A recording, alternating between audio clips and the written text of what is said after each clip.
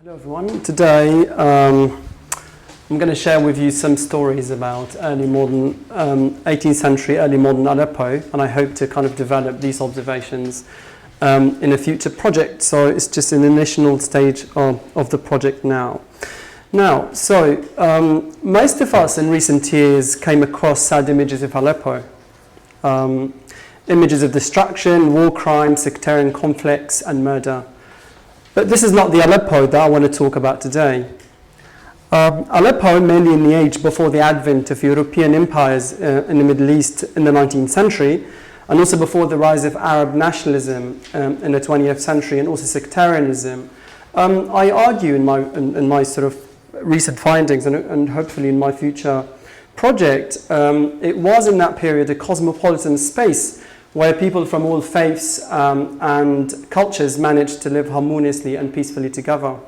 So throughout the early modern period, I argue, Aleppo managed its own diversities in a way that fascinated many European travelers in the region.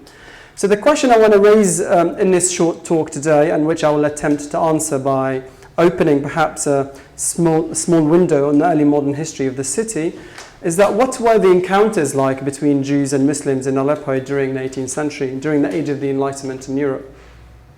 So in my research about the history of early modern European travels in the Ottoman Arab world, I found fascinating anecdotes of Jewish-Muslim relations in Aleppo.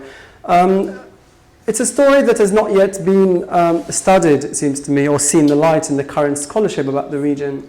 So scholars of Ottoman Syria found mostly focus on the legalistic aspects that governed the relationships and interactions between minorities and different communities in the city. But such pursuit, I argue, only partially tells the story of the human interactions and relationships between individuals and communities.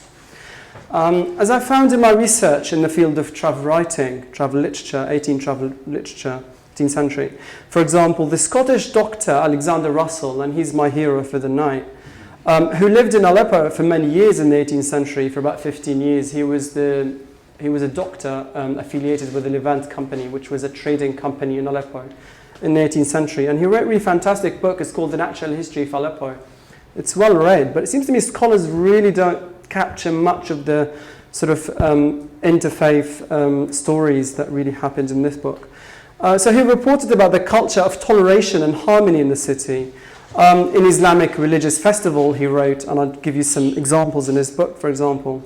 The Eid of the Muslims, which comes immediately after Ramadan, he wrote, Muslims sit in their homes to receive visits for most part of the day, and the Christians and Jews make their courts at such times as well as the Turks. So people actually used to sort of visit each other in their own celebrations, religious celebrations from different communities, particularly Muslims and Jews. So in the Jewish Shabbat, he added, and that's a really interesting story, the Jews of Aleppo also interacted with people from different faiths.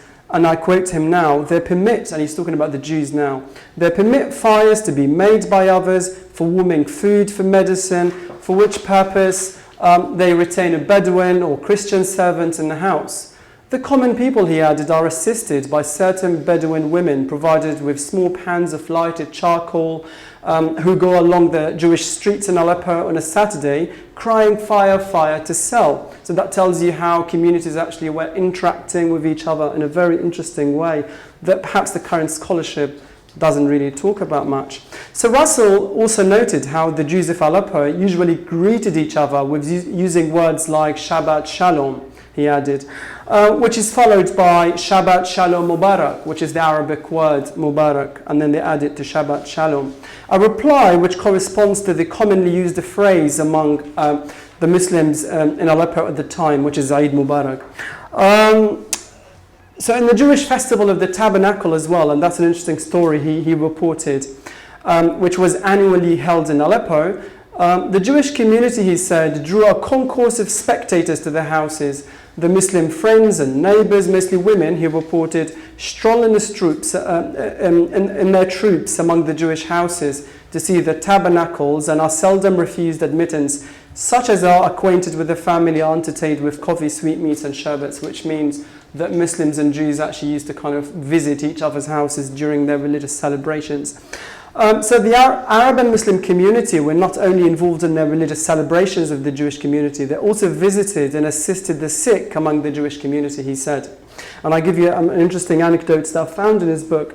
He said, disorders of the hysterical kind, epilepsy and madness, are commonly ascribed, and he's talking about the Jewish community here, are commonly ascribed to the operation of spirits. And in such cases, it's remarkable that they do not trust solely to their own rabbis, but call in the Mohammedan sheikhs. And he was talking about how Muslims sort of sheikhs used to visit sick Jewish people to kind of pray for them. So they call in the Muhammad sheikhs to pray by the patient's bedside, he said, and to exercise various means of exorcisms.